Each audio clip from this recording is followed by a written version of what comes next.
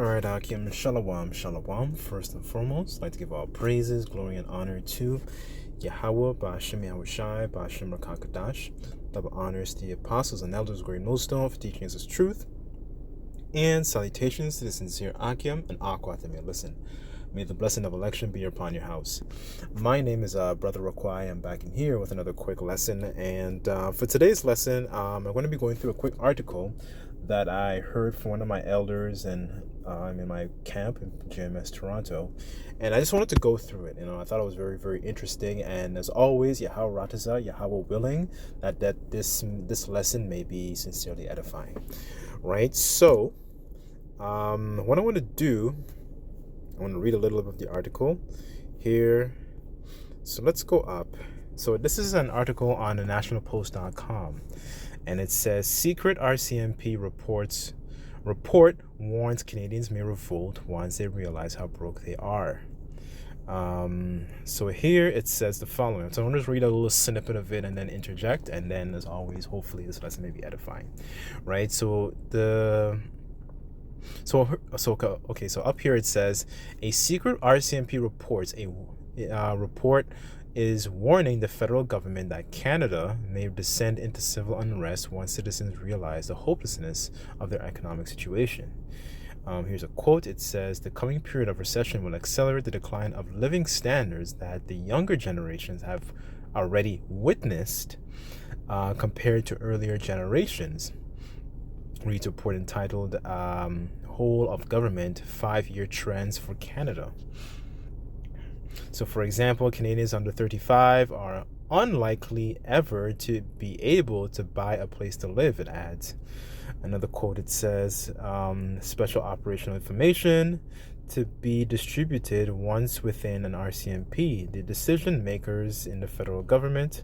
Further on, it says, describing itself in an introduction as a scanning exercise, the report is intended to highlight trends in both Canada and abroad that could have a significant effect on the Canadian government, and the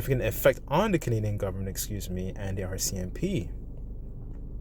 Right? So here it's describing essentially the decline of the decline of the living standards in this country, and and one of the things that's going to trigger that, and once people actually wake up to find out that they're constantly being screwed over, what is this going to cause? It's going to cause a ton of a unique word called sedition, right? So let me jump to one of the precepts I had listed here.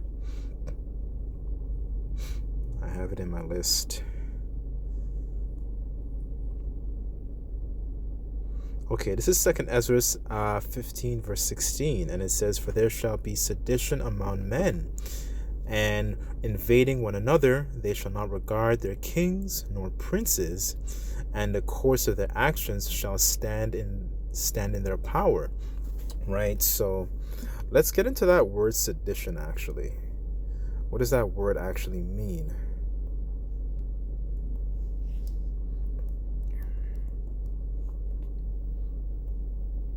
Okay, so sedition, it says a rebellion, uprising, revolt. That's what the article said. When you go up,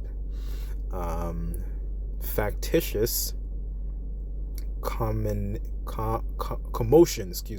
in the state, concerted attempt to overthrow civil authority, violent strife between factions, civil or religious disorder, riot, rebellious against authority.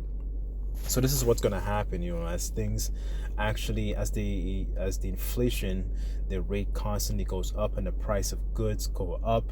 What you're going to see is the love of many wax cold, right? So you start to see, that love, that that BS kind of love that that I don't know if your brothers ever seen that movie Joker, when he talks about the people and that love that people have for each other, that love, that sentiment, that multiculturalism, that those how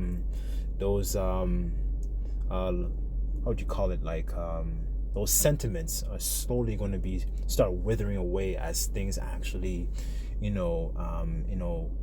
grow in costs. And so sedition, right? So going back to the precept that I brought out, there shall be sedition among men. So what's happening as well, because a lot of locals, Americans, Canadians, they're waking up and they're actually starting to realize that, they're catching essentially a short end of the stick, right? And, they realize they're being screwed over, right? And another thing that's adding to this problem, is a major influx of immigrants.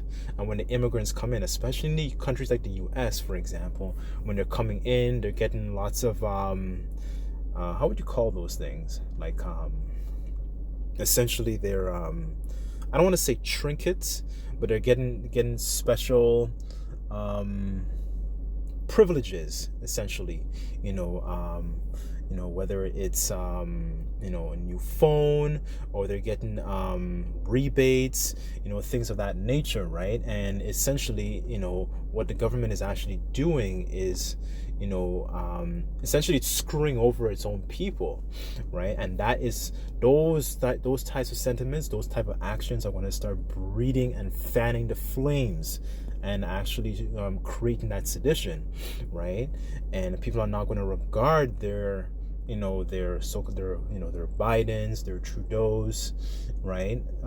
For people who are seen as a leader, they're seen as they're kind of seen as the enemy at this point, right? So that's they don't have respect onto their leaders anymore.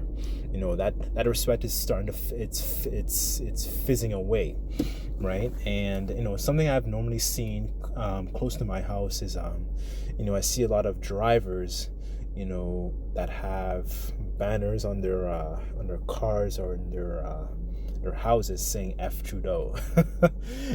So that is an example of that sedition, right?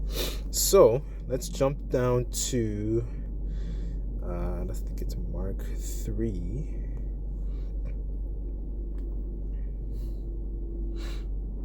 Okay, this is Mark 3. I'll start at verse 24, and it says, "And if a kingdom is divided itself against itself,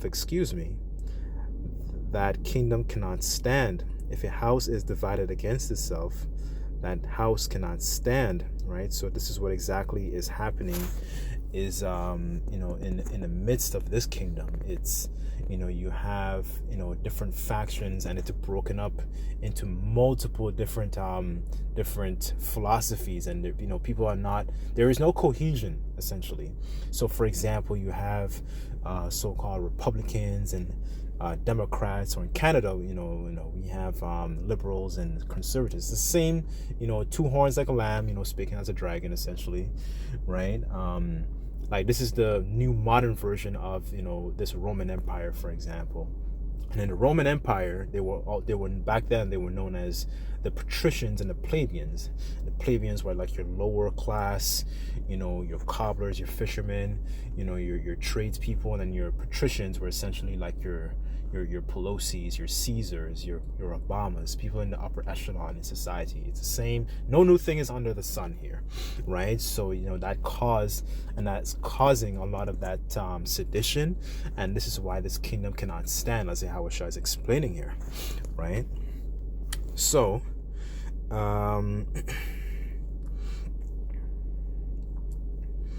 let me go to was it Sirach?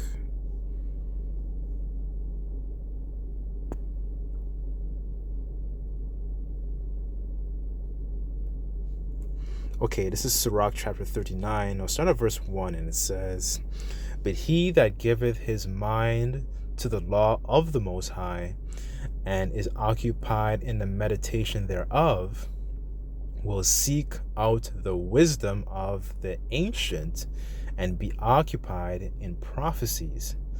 Verse 5, I'm going to jump down to verse 5. It says, he will give his heart, or his mind, essentially, lab in the Hebrew. It says to resort early to the Lord Yahweh Bashim Yahushai that made him will pray before the Most High Yahweh Bashim Yahushai and will open his mouth in prayer and make supplications for his sins, right? So, we're caught in a situation where, essentially, Esau is coming down with great wrath because he knows he has a short time, and there's going to be all this sedition among men, and people are going to be rising up against, they're not essentially going to have respect and favor for their politicians, right? So, one of the reasons I wanted to bring this, in particular out, because, we're begging the Lord, Yahweh Bashim Yahushai, to essentially, when you bring down wrath and destruction, remember mercy upon us. The Lord's will that he has mercy upon us and over our household, right? So I'll read verse 5 again. It says, he that giveth his heart he that give his heart to resort early to the Lord Yahweh Bashim Yahushai that made him and will pray before the Most High, will open his mouth in prayer and make supplications for his sins, right? Because, we're all guilty of sins. We've all sinned against the Lord, right? That's why we're in this condition as a nation of people, right? And we're hoping, Lord's will, Yahweh Ratazah, that he continues to have, mercy upon us, right? So that's why we change up our lifestyle. We don't put away the idols. We put away the the pagan traditions, essentially, and we beg the Lord to, when he brings that wrath, like I was saying, that he remembers mercy. There's another scripture in the Sirach where it says, the prayers of the humble pierceth the clouds, right? And we're kind of in a situation where, we don't have, you can't, Jake thinks that you can trust in these particular politicians to help you and save you. And that they're not seeking the counsel of the Most High, because in the first precept it actually says early seek out the wisdom of the ancient, right? So in Jeremiah it talks about seeking the old paths and walk therein, right? So to roughly paraphrase, right? So, and another part of that as well is understanding and knowing the way our forefathers walked. Not walking physically, but the way they conducted themselves in particular situations, right? And, foremothers too, like Susanna, for example, right? So knowing these things, we increase our chances that the Lord would have favor and mercy upon us, that Lord's will that he has mercy upon us, right? So, I don't want to make the lesson too long, but I'll just bring this out quickly.